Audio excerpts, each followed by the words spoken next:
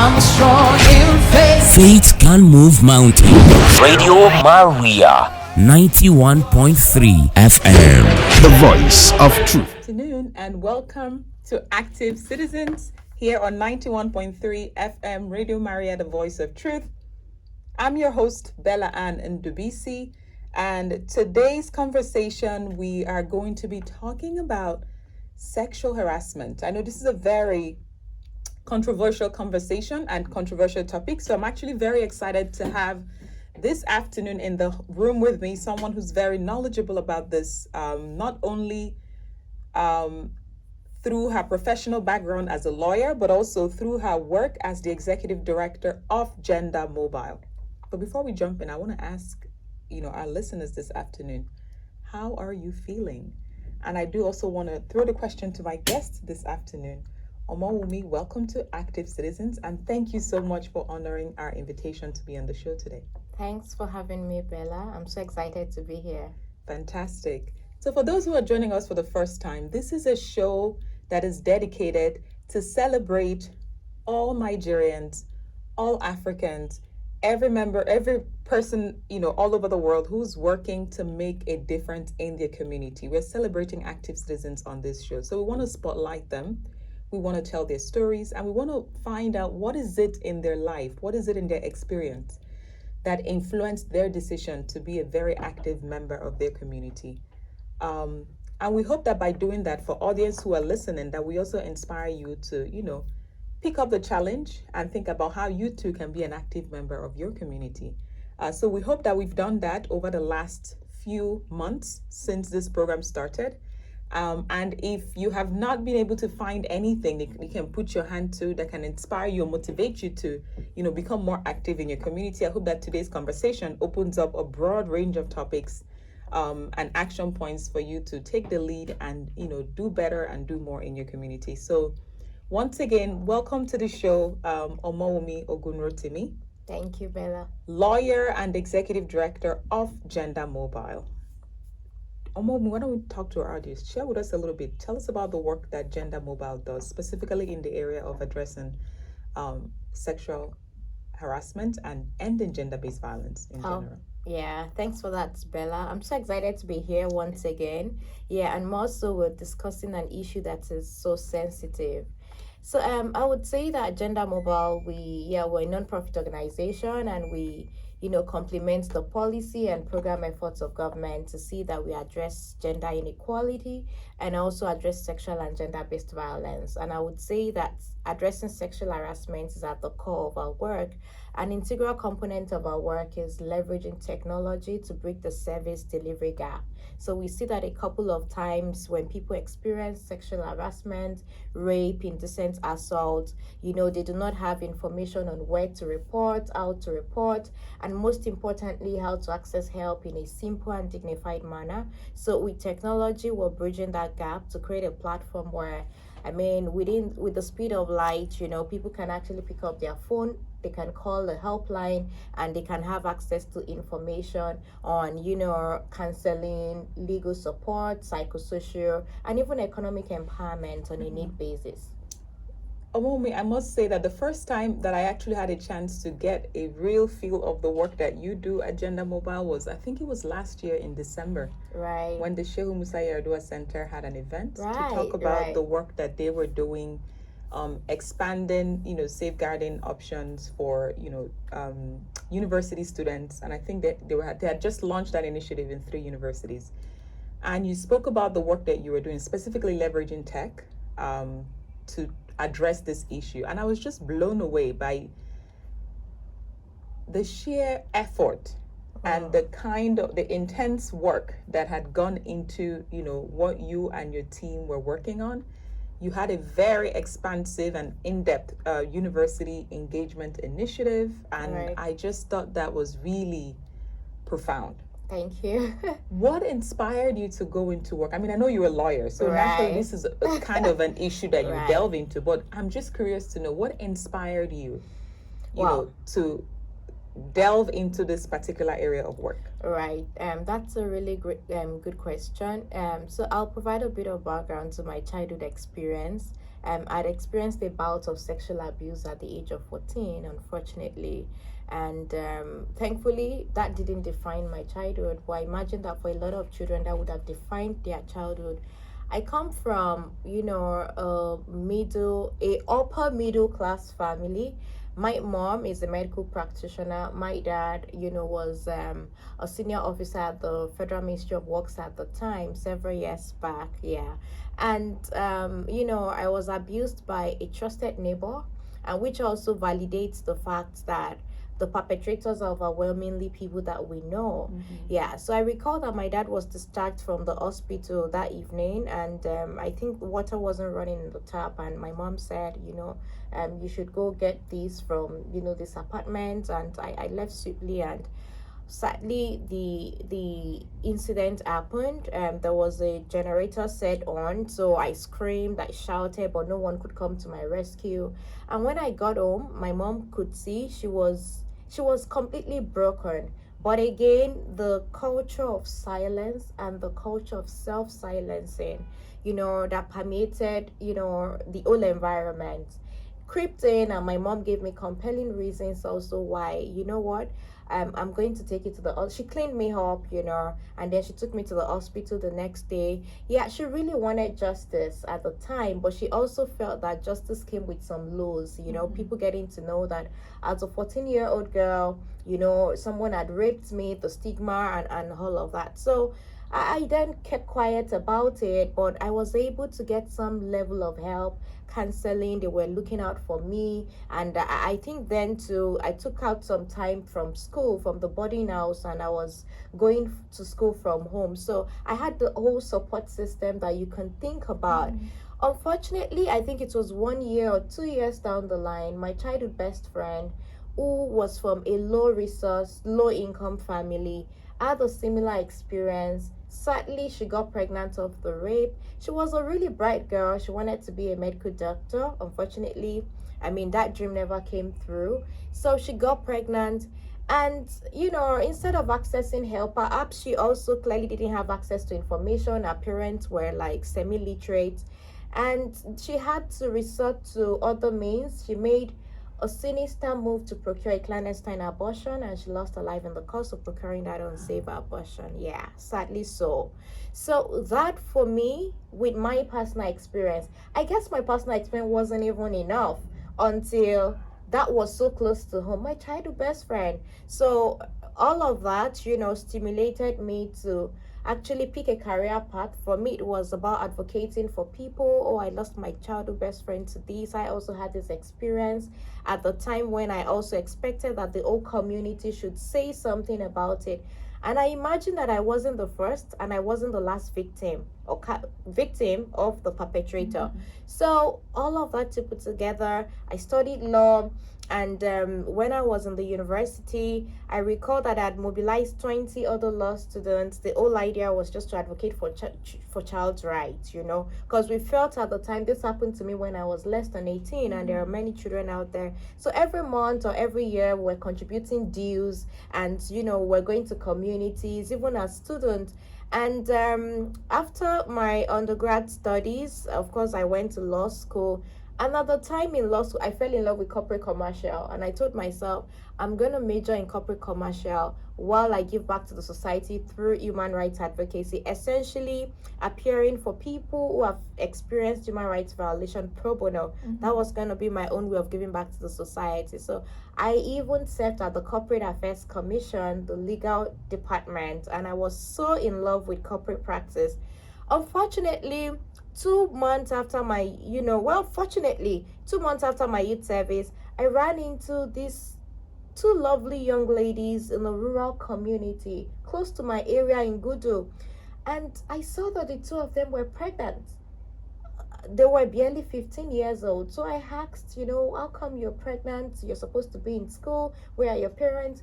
And those girls were raped by the same person, yet the perpetrator is out there chilling, no accountability, nothing. it then dawned on me that I experienced this several years back, but the difference is that I had the support system, my family, and information is knowledge. It becomes power when you apply it. You know, for my childhood best friend, she found herself in the shoes of those girls, but the difference is she decided to abort the baby because she couldn't stand staying back for a day, not going to school. So I then told myself that if this is still an issue at this time, something needs to be done.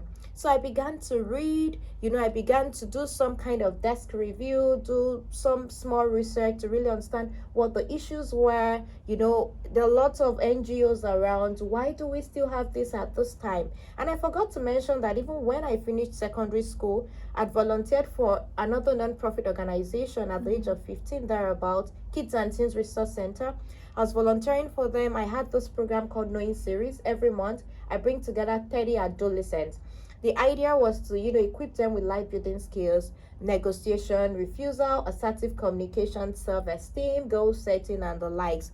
And that ran for like a period of 1 year. And at the end of 6 months, I had about 30 of them graduate, another 6 months through that curriculum. And it was a really great time for me to also, put my skills to good use. My parents were really supportive. And I recall that year that every month, last Saturday of every month, I will mobilize young people. We go out there to do bumper jobs, wash people's cars for them, get some money so we can use to organize Knowing Series once every month. So for us, it was like having fun, while we are also seeing that young people or adolescents do not, experience the kind of incident that happened to me. And then several years later, 2016, I'd attended a WEED conference. It's a feminist conference in Brazil, and I recall that I took some learnings from that conference. Learning is basically about raising awareness. Highlighting awareness as a major component of prevention. I'm like, why not prevent it? So I felt I'm going to get back to Nigeria and I'm going to be leveraging media platforms to talk about these issues. So I got back to Nigeria. I think that was October of 2016, and I wanted to really start something. I reached out to a friend of mine who is vast in media, and I said, this is what I want to do. I want to be doing short videos, put it out there, talk about the issues. And then I went to bed. The next morning, it dawned on me, these issues are there, people know about it, why not think about solution? So from that moment, I was like, what can I do to see that I'm not duplicating therefore rather I'm adding value? What can I do that has not been done yet I can see tangible results? So I felt, okay, let's see, do we have technology platforms where even if it's just to access information, people can get on the platform? So that was how Gender Mobile was conceived. And then we started the work, setting up a call center infrastructure. The idea was, okay, let some people resume to the office every day and let people call in. Even if you're in Kebbi, you call in and you're like, oh, you've been abused. So and I'm asking you, where are you? What's your location? Are you aware of this facility? No, I'm not aware of this facility. Okay, this is how to get there. Just that information could actually save lives. So we started off with that. And within 1 year of launch, we saw that we had over 240 cases reported, and 80% of those cases emanated from campus communities. Incredibly so. Yeah. So we felt this is serious. This is a major problem.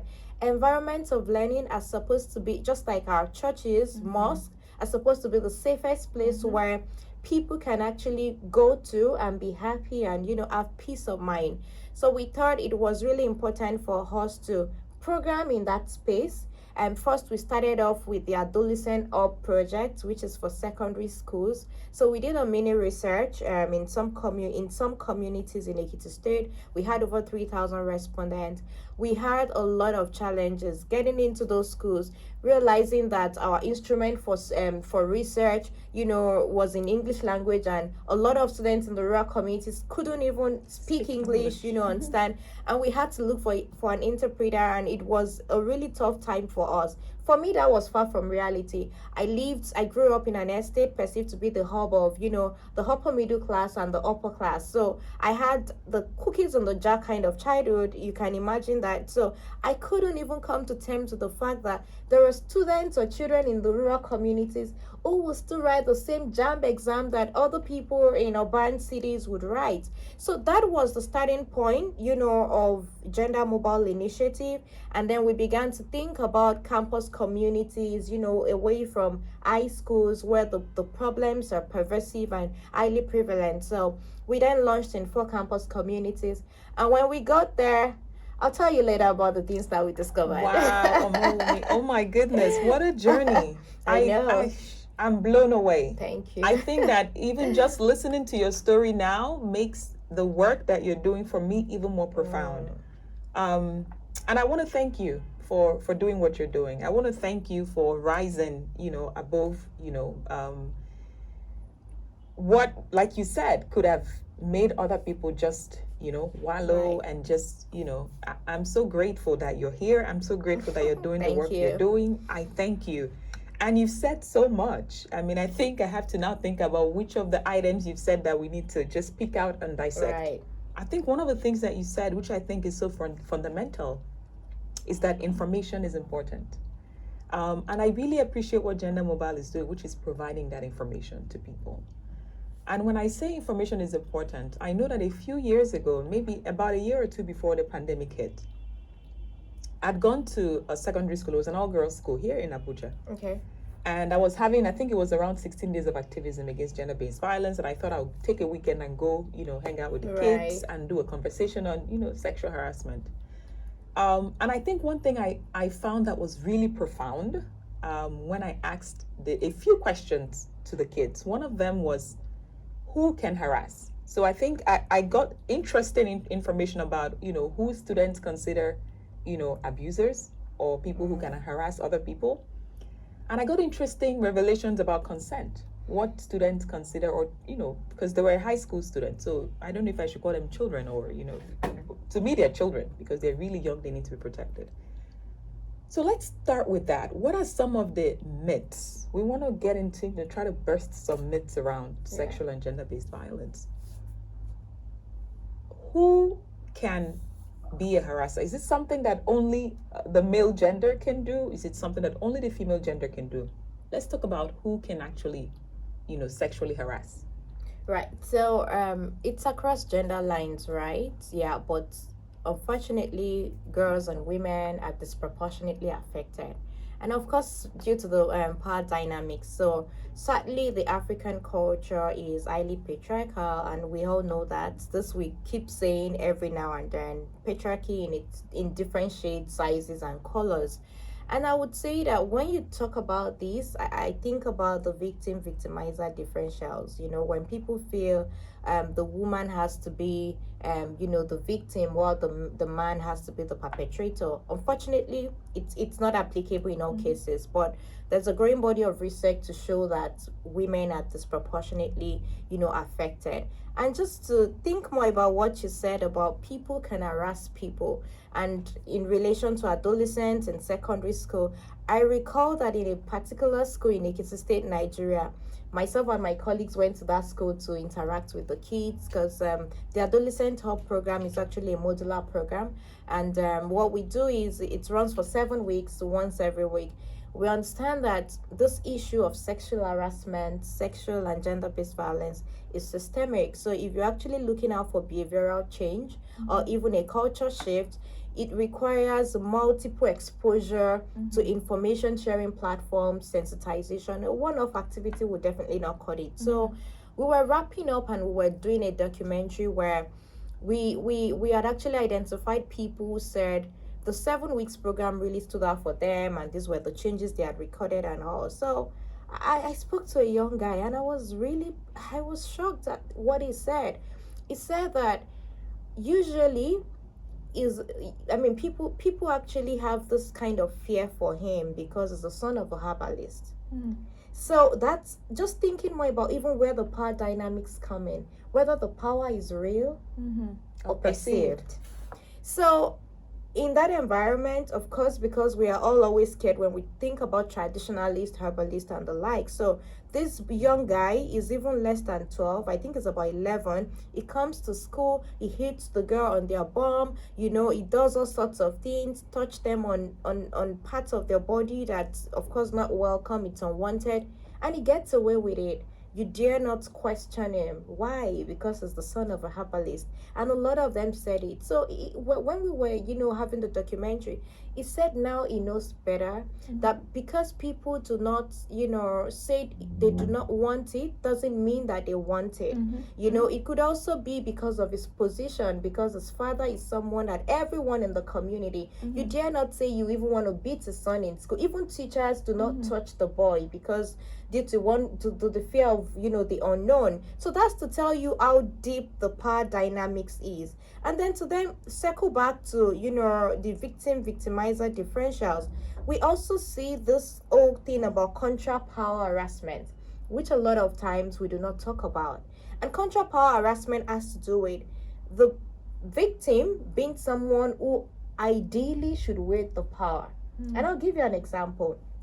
I recall having a professor in school who comes to class to teach, and I also recall the professor telling me that during during her PhD days in her school, she schooled abroad, that there was this colleague who was also a professor who was sexually harassed by a student. So when she comes to the class, there is this male student, the professor is female, there's this male student who was always catcalling, leering, winking at her, and it made her so uncomfortable. The environment became offensive, it became hostile. When she comes to class, instead of spending 2 hours in class, she spends 30 minutes and she leaves the class in a hurry. Now, at the point when she reported the case, no one could really do something about it. And people were like, are you okay? How can you say a student, your student is harassing you? There's no way that's gonna happen. That's not tenable. And she kept on enduring that for several years until she had to resign her employment. So that's the dynamics, when you think about those who could be victims and those who could be perpetrators. It's not written anywhere that it has to be a female, or all perpetrators are male. And that's why we also always say we need men as allies, but not as potential perpetrators, but as partners who also have something to really contribute to see that we significantly, reduce the spate of sexual and gender-based violence. Wow, I think that you put that very you stated that very clearly. I think the next thing that I wanted to ask about is, what is sexual harassment? And the reason why I ask this is, and I've had this conversation with you in the past, is that I'd gone to a university in Zuba. Okay. The College of Education in Zuba a few years ago again. And I remembered asking the students, raise your hand if you've experienced sexual harassment. And I think oftentimes, and even this happened with the student community that I told you I spoke with in Abuja, a lot of times people's understanding of sexual harassment is when there is penetration or when there is rape, right? It almost has to get to that point before you can say you were harassed. So when I asked this question to the students, a lot of people did not raise their hand up because, but by the time we started with a definition and then asked the question again, almost all hands went up. So for those who are listening and who are still conflicted on, or maybe don't understand, because the nuances here, I think we've normalized a lot of things in Nigeria here, that things that we even think are normal, we sexually harass people. We're harassed all the time, but we don't even think about it because it's become so normal and acceptable that we don't realize that we're perpetrating this. So for those who are listening today, what is sexual harassment? So first, let me say that there is no universal definition of sexual harassment, because when you think about the cultural differences, I recall reading a book some time ago where it was stated there that some greetings in Jamaican culture would amount to sexual harassment, in Nigeria. In Jamaica, for example, people use all sorts of names to greet people, pet names and all. So just to, set the record straight that there is no universal definition of sexual harassment. And also to say that, the patterns of behavior that constitute sexual harassment aren't homogeneous. So it's broad, so it's not exhaustive. But in terms of definition, when you think about advances, behaviors that are unwanted, that are repeated and sexual in nature, that is sexual harassment. Unwanted. Yes, repeated, yes, unwelcome, actually, unwelcome. yes, and they're sexual in nature. That's sexual harassment. But to just, make it more relatable, there are two, types of sexual harassment. You think about the quid pro quo, which means this for that. And of course, within the context of environment of learning, I would also, give you scenarios. And then also even within the workspace, I would also give you scenarios. So quid pro quo means this for that. If you're in an environment of learning and someone has to, import sexual requirements for you to actually access normal things that you should access, benefits that should normally come to you, that is quid pro quo sexual harassment. If you're in the workplace and your employment benefits is conditioned on you giving some sexual favors, then that is sexual harassment, quid pro quo. But the other part, which is hostile work environment, which is covert, is the one where people pass remarks, which is very common. For example, even on normal streets, you see people, they can eat you, on sensitive part of your body because they just feel you're in the market and, nothing can happen about it. When people make jokes that are sexual in nature or that are suggestive of something sexual, when people send you puns, when people send you pictures that to evoke that sense of, you thinking about sexual things and all, it could make the workplace uncomfortable for people. It could make environment of learning hostile for people. And do not also forget that environments of learning are also workspaces for some people. As a student, I go to school. I mean, the school is the place where I do my work, right? So it's both a learning place and even a workplace for me. So these are the kinds of, sexual harassment. Unfortunately, it's always difficult to prove the hostile environment sexual harassment, except if it's documented. I mean, documentary evidence is admissible in court. If someone sends you a message or someone sends you a picture, to suggest, derogatory sexual overtures, when you think about that, that is sexual harassment. The impact is something else, because first is we all have a unique experience of oppression, of discrimination, of abuse. So the impact on me might be different from the impact on you. So that's something that people can't really talk about because the test at that point is subjective. But let's think about what is objective in this. When I think about sexual harassment within the Nigerian context, because I'm educated and because of the work that I do and my exposure, I know when I see sexual harassment. But in normal spaces where we go to every day, like you said, it has been normalized, minimized to the point that when it happens, when someone even tries to speak about it, there's something we call evaluation apprehension. That's a bystander effect, which we probably would get to. It actually prevents people from even speaking out against it, because you begin to think, do people around here also think this thing is bad? If I talk about it, will I not look bad in the eyes of people? I mean, at that point, I then, just take calm and leave everything to play out the way it wants to play out. So that, in itself affects that culture of sexual harassment. And when you then bring it to the workspace, I mean, I talked about the quid pro quo, where a lot of women have had to actually resign from their places of work because there are no mechanisms in place. Unfortunately, too, the standard of proof is really difficult. Unlike rape, where we know that this is penetrative, you can run a test, and the result can show that this person was actually raped. With hostile environment, if it's not documentary, how do you prove it? I mean, our legal framework, hasn't measured up to that standard yet, and our legal jurisprudence and even the administration of criminal justice, and particularly when we do not even have legal frameworks that criminalize sexual harassment. It's only Lagos State has done well in this regard. That's right. Lagos State criminal law, provides for 3 years imprisonment for anyone convicted of sexual harassment. However, we're yet to see cases where people, or precedents where people have been, convicted based on that law. But I'll provide a bit of insight on what is possible even within the workspace. So like I did mention earlier, that we do not have specific legislation addressing sexual harassment, which also means that we're not prioritizing the issue, even though the impact is huge on people in the workspace and in environments of learning. But there is a decided case in 2013. It's a really interesting case, which I always like to reference. You see, we rely on international protocols to address cases of sexual harassment in the workplace, and the National Industrial Court has the power to sit on cases like that. And I recall that in 2013, there was this case of a woman who works at Microsoft. She was sexually harassed. I think her manager then would tickle her at the waist and was also asking her for sex, for her to be able to access some employment benefits. So she reported to the HR. The HR didn't do anything about it.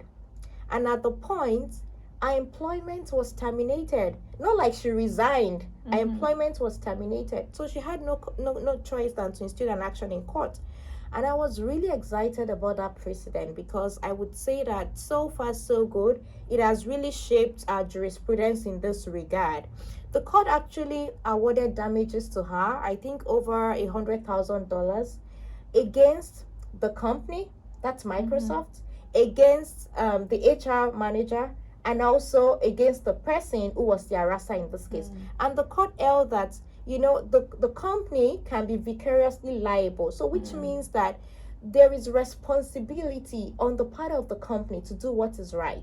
And I expect that actually following that case, companies would also look for ways to actually deploy internal mechanisms to see that when people experience cases of sexual harassment, what are the channels available for them to seek redress? Unfortunately, a lot of companies focus more on, building their reputation and would not want to do anything. But at least that case actually sets a very good precedence to see that if you put the law to test, it definitely there are sanctions, for violating such laws.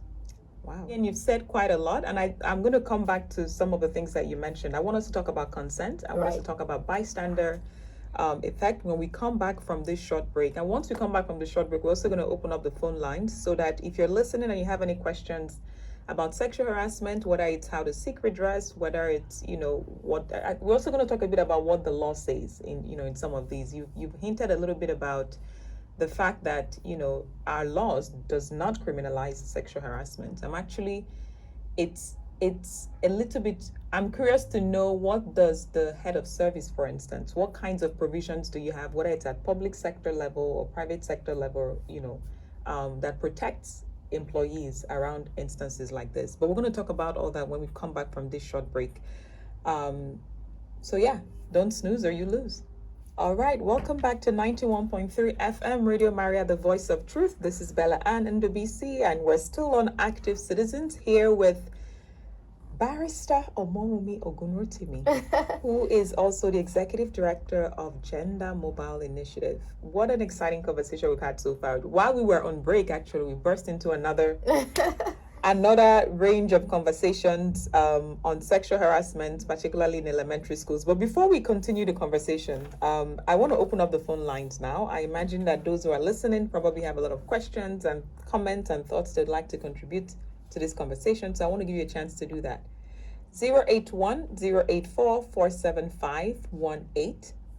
Our phone line is 081-084-475-18. You can call, send us an SMS or WhatsApp message on 081-084-475-18. All right.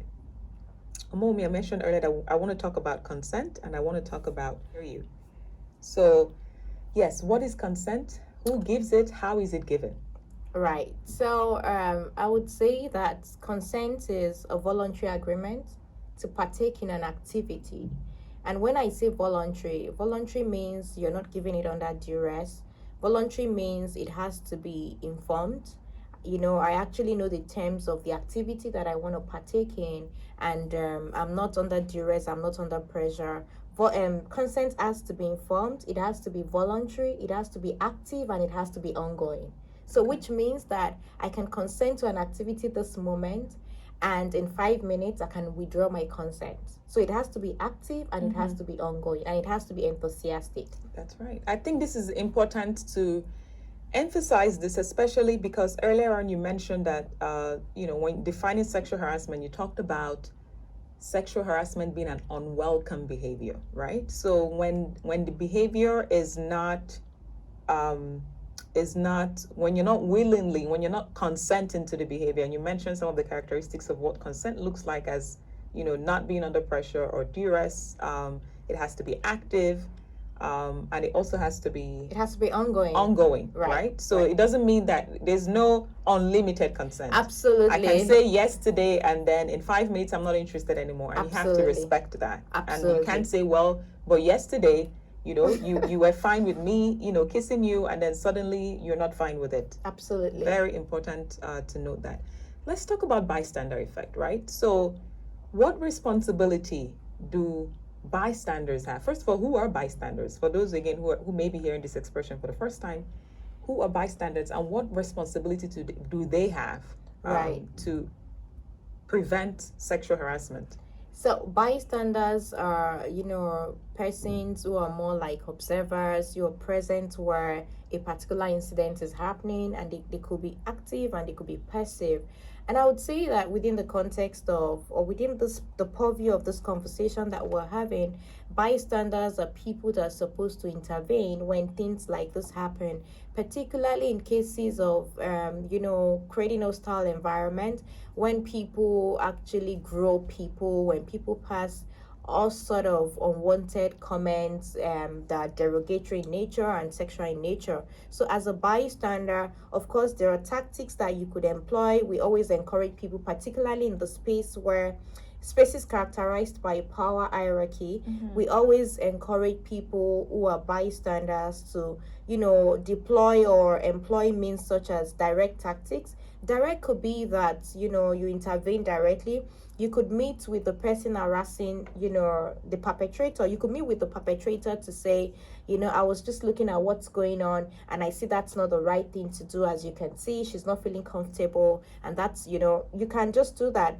Or another thing you could do is to distract. So I've seen cases where it could even be in a club. You see that someone is drunk, and you see that that person clearly lacks capacity to give consent. And you see that the potential perpetrator is all over her, and things aren't going good. Okay, great. So you could actually find a way to distract the perpetrator.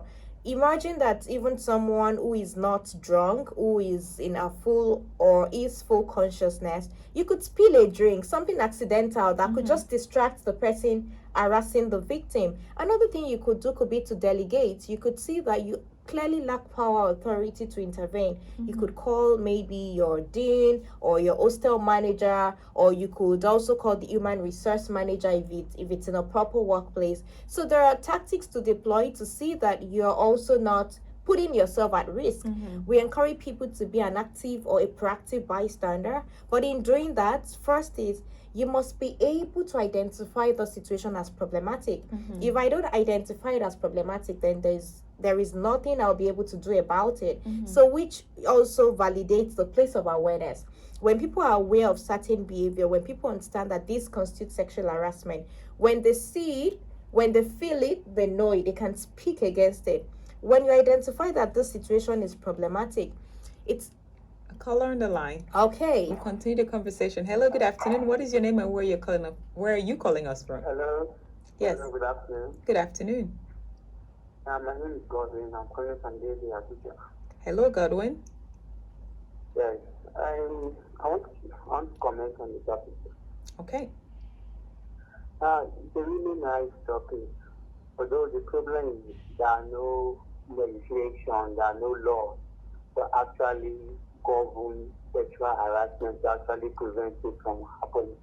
just like your guy says, apart from Lagos or trade, I'm not sure if any state has laws that regulate sexual harassment. And I think it's not that good because it's really going a long way to prevent it. And secondly, I think the individual can also help to stop this sexual harassment as a thing, because I witnessed a scenario whereby a young lady, she sells this local thing, the car. So, yeah, the way she dressed, it was really not good at all. So I kind of asked her, why do you dress like this? She said, that's how she make her money. Like, if she doesn't dress like this, there's no way customer will come and buy her agbo. I was like, must you expose your body before customer come and buy your agbo or what you call it? So like, that's like the doing her business. So that same lady, the next day also, so she came where we were standing and to kind of advertise the drink she said. So one of the guys said, I think we say, and I quote in Pidgin, I think come out here, even if you touch me yourself, I will not buy your book.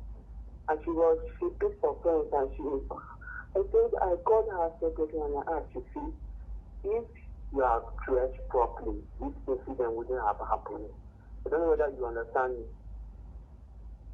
Hello, can you hear me? I can hear you. Yeah, so that was what happened during the scenario at business, whereby she was sexually harassed in a way.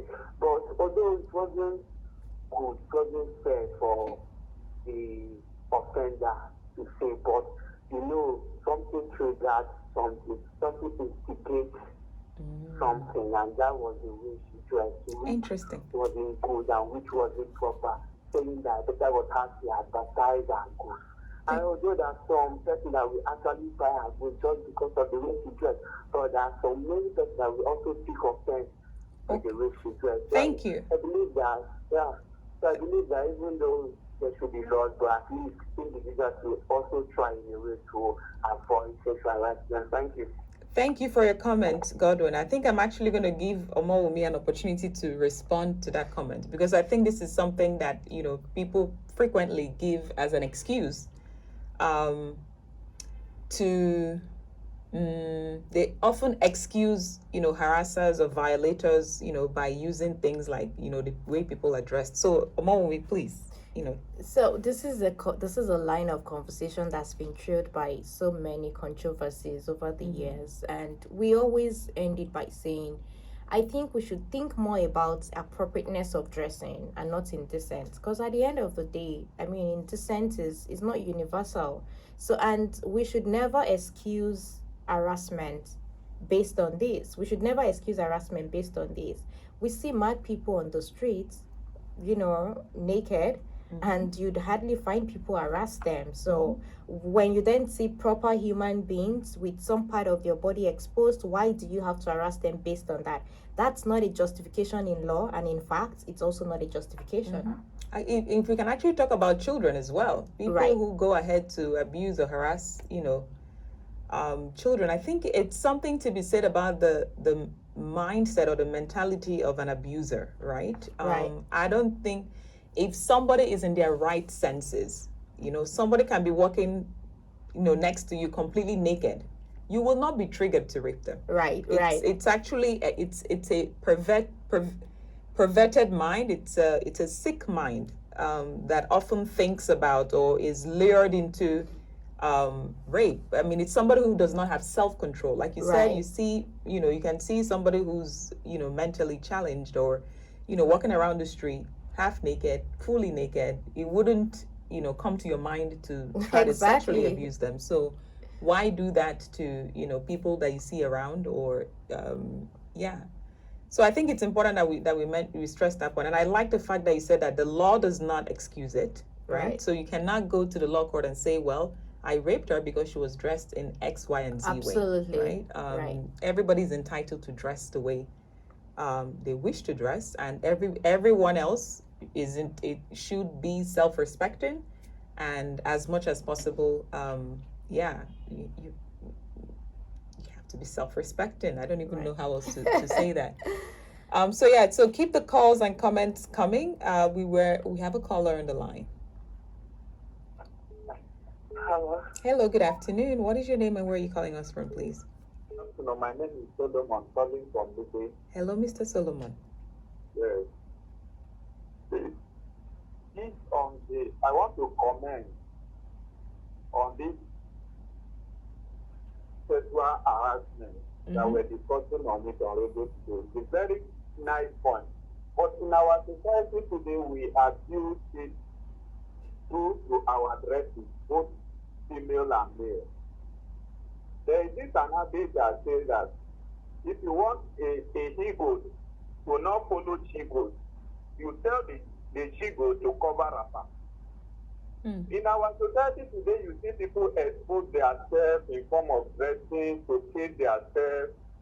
It has a long way to do, and I want our barrister to throw more light on it, on the way we dress in the society, like the way the last guy just say something like the person that is selling agbo, that if you not dress like this, you not see people buying agbo.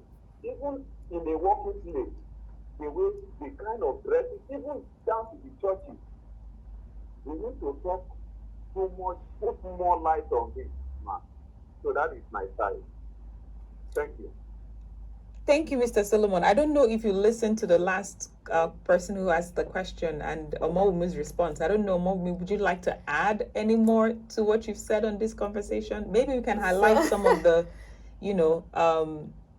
young children or, like toddlers, babies who have been sexually assaulted, in recent times. And maybe the listener, for those who are listening, we can talk about to what extent was it the way they were dressed, right? Exactly. So just to add to what I said earlier, because I know we don't have more time on the program anymore, I would say that we should desist from advancing this narrative that excuses people who perpetrate harassment, rape based on, people dressing inappropriately. It's not a narrative that we should continue to further, because what we're doing is we are actually blaming those who experience rape, who experience sexual harassment. And I would say again that when we see people who are half naked or completely naked on the street, we don't grab them, we don't rape them just because they're naked, because we actually also see that they are mentally challenged, like Bella earlier said. So we would say again that rape is the fault of the rapist. Harassment is the fault of the perpetrator, and never the fault of someone who exposed, some part of our body. I understand that there is a place of a value system, yes, which we would, always want to uphold, that there is a way our culture, dictates what we dress, what we eat, and as such, people should try to uphold their cultural values. But when we try to situate this within the context of conversations around sexual harassment, then it's not excusable. That's right. And I think one of the other things that I'd like us to talk about before the show wraps up today is, for those who've experienced harassment, how do they seek redress? Whether this is at elementary school level, secondary school level, university level, in the workplace, what avenues are there to seek redress? What steps do you take, to seek redress when you experience harassment? So in environments of learning, there are different things applied to different spaces. In environments of learning, depending on the policy framework in those institutions of higher learning, I know, for example, that University of Abuja, OAU, when cases like this happen, there is an independent sexual harassment committee where you can actually report your case. You could report through the office of the vice chancellor. And when such reports are received, of course, the person who the alleged harasser is also informed about the reports made against him, and then the investigation process commences, and then the committee eventually recommends whatever sanctions, administrative sanctions that will be meted out on the perpetrator. And just to say that when that happens too, the person, the victim, survivor, as the case may be, still has the right to make a formal complaint at the police station and have this prosecuted. But this also, it still boils down to, proving your case beyond reasonable doubt if it's a criminal offense. Lagos State has criminalized sexual harassment. Unfortunately, within the workspace, sexual harassment has not been criminalized. It remains a civil action, and that's why also a lot of people might feel it probably would have to do with administrative sanction or just to pay some money, which we call damages for whatever loss or injury you have suffered in the course of such incidents. So that's for that in environment of learning. And when you think about it in the workspace, Section 34 of the Nigerian Constitution, Constitution of the Federal Republic of Nigeria as amended 1999, provides for right to dignity. When you are harassed, it's a violation of your right to dignity. Because people experience, sexual harassment because of their gender, it's a pattern of abuse that is highly gendered and power-centered. Also, you can look at, the combined effect of Section 42 with 34. 42 provides for right to freedom from discrimination. I recall that the Microsoft case that I earlier cited, the applicant had relied heavily on the combined effect of this, two provisions of the Constitution of the Federal Republic of Nigeria 1999 as amended to actually, get the court to decide the case or to give verdicts in our favor. And when you then think about environment of learning, that's elementary schools, a lot of schools do not have policies around here, but it also depends on the applicability of the laws in those jurisdictions. So we have the VAP Act that has been domesticated by more than 20 states in Nigeria. And what this also means is that people can, rely on the provisions of the VAP law at the state level, VAP Act in Abuja. Then we have the Child's Rights Act. This, of course, applies mostly to also people in secondary schools because a lot of them are under 18. The offense of rape, for example, in the Child's Rights Act is a street liability offense, which means that it doesn't matter that the child said yes. The child clearly lacks capacity to give consent. That's right. And as such, when the child says yes, consent is not given, consent is not obtained, so it's street liability. Second is that it doesn't matter that you assume that the child is more than 18 because the child has a big stature. The law doesn't excuse that. And then when you think about it within the context of saying that someone is also indecently dressed, I like that in some sense our laws are revolutionary, particularly the VAP law and the VAP Act. So these are like legal policy framework that we can leverage on. We have the African Charter on Human and People's Rights. The National Industrial Code has also relied on that over the years to determine cases of sexual harassment. Till then, we'll keep pushing that we actually have specific legislations that would address sexual harassment in the workplace. Two more things I want to talk about. I want us to talk about, and I know that we're grossly out of time, but I think this is so important. For a child, I'm especially concerned about any child who could be listening in on this conversation, right? If you find yourself in a situation where, somebody's trying to sexually harass or sexually abuse you, what do you do? I know we've talked about consent, but just talk me through a practical action like a child can take. So when they see something like this, they actually, of course, there are instances where there's nothing you can do, right? Or, it just comes on you. But what can you do? So usually when we talk to children, we teach them about the PANTS rule. The PANTS rule is that acronym PANTS. It has some meanings, that also encourages children to, resist adults when they make some moves. We teach them about child grooming, how adults could be friendly towards them, and how they can report such adults. Adults a lot of times are friendly towards the children because they are grooming them to sexually exploit them. So we create scenarios to those children, and with the PANTS rule, we tell them sensitive parts of their body, things that an adult could do, and how they can actually call the attention of their parents, because parents still have a critical role to play in this. A lot of parents actually, because everyone is busy trying to make money, fend for the family, they drop their kids in neighbor's house. And I had cited my own example. I was raped by a trusted neighbor. So imagine what's happening out there that we do not, really know or can't even talk about. So for children like that, it's important that they show those signs, which we always encourage them. Children need to be educated on these things. Education is key, Bella. Education is key. Awareness is key. A child might not know what the VAP law says, and as such, you need to be able to educate the child that when an adult, touches this part of your body, it's a violation of your bodily autonomy. When an adult does this to you, it might even end up doing this to you. So you say no, and you see, in terms of also educating people on consent, there are several words that when people say, it means that they might not clearly communicate no, but when they say some words that are not affirmative, it means that they have They're not not given, interested, they're yes. not interested, so we keep educating people on both sides, adults and children. And in communities, awareness is also really key, because parents are members of the community. They can support their children based on the information that we give to them, based on the body language of the child. And in schools, counselors have a lot of work to do. I was in one school some years ago, I think 2 years ago, where I was counseling a 17-year-old girl who had two abortions through crude means. She only managed to survive because in some sense the concussion she took weren't okay at all. And what she was sharing her story, the counselor in the school just came and said, this one, that she can never make it, that she keeps going to men's house, doing this, doing all sorts of that. And she clearly told me that one of her teachers raped her. Unfortunately, the teacher was, connected to the traditional ruler in the community, and so they couldn't do anything about it. The parents couldn't take it forward. So parents have a role to play, children have a role to play also, but we have the greater role to play as civil society organizations.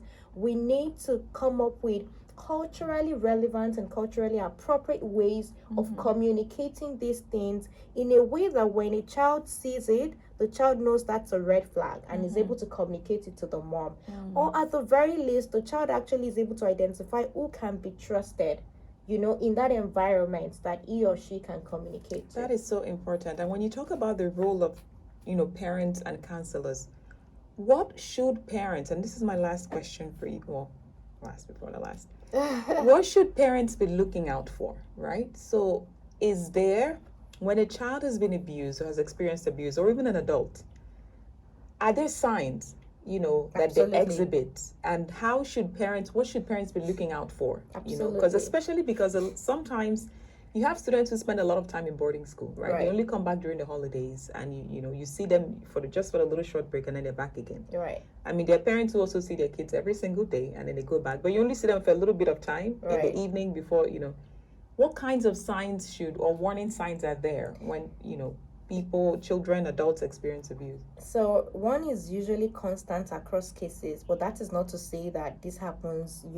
every time and will happen every time. Withdrawal syndrome, it's there. That symptom is there. You see a child who, is always, who is always open to conversations, keep withdrawing from where there are people, a child who would always come out to play, who is active within the home. The child would always want to keep to himself or herself. When you see that a child, there's a frequent disappearance, I imagine that maybe you even have a child, some girls in secondary school have phones actually. The girl wants to speak, the boy wants to speak, and he has to leave where you are to, have such calls. When you see things that you didn't give to your child, when you see it with such child, you need to ask questions. You need to find out what's going on. When you also see that your child is just having mood swings, a child is happy this moment, the next moment the child is sad, these are really signs to look out for, and you begin to ask questions, observe the child closely. If you've not been present, or if you've been scarcely present in the child's life, you need to pay more attention. Create that avenue for you to actually have conversations with your child, because there is a place of you communicating with your child. There's a place of your child finding that, confidence in herself to also confide in you and speak to you. And that's a place where the child sees you as a support system. I know if I tell my mom, she would definitely do something about it. And as parents can't give what they do not have. So they also need to be aware for them to also be observant. Wow, what a show we've had today. I want to thank all our listeners, and I think I also want to give you an opportunity to say maybe final thoughts as we wrap up this conversation. What words would you like to leave the audience with, especially in the context of the fact that, this show seeks to empower people with information and the resources that they need to be active members of their community. For those who are listening today, how can they be more active bystanders? Right. And how can they play more active role in ensuring that sexual instances of sexual harassment is reduced or ended even in the communities where they live? So I would say first that you need to first be the change that you want to see. I hope that doesn't sound motivational because Aspire to aspire. I know. Yeah, so you need to first be the change that you want to see. As bystanders, it comes with a lot of responsibilities. You don't have to start an initiative before you become active in your community. You don't have to run a non-profit. You don't have to even work in a public institution before you're able to do something about what's happening around you. I think that there are those small tiny little bit efforts that we all can make, and we can be able to say we are part of the bigger change that we're expecting to see. As a bystander, I'd mentioned earlier, yes, you need to be aware. So which means that the change must start with you. Are you that person who groups women, who sees women as objects of sex? Are you that person who also uses foul language on women, who passes all sorts of sexual remarks on women, and you don't see any big deal in it? What this means is that you can't identify these as problematic if you yourself are caught, if you're constantly caught in the web. So the change has to start with you. And I'm urging you, there are so many barriers out there. The bystander effect. I talked about diffusion of responsibility. A lot of times when we are many in a space and we see something wrong, we feel that the other party there will do something about it. And when the other party doesn't do something about it, you also feel it's the fault of all of you. Why not take up that responsibility of saying something, of doing something? And that way we can be a part of the bigger change that we want to see.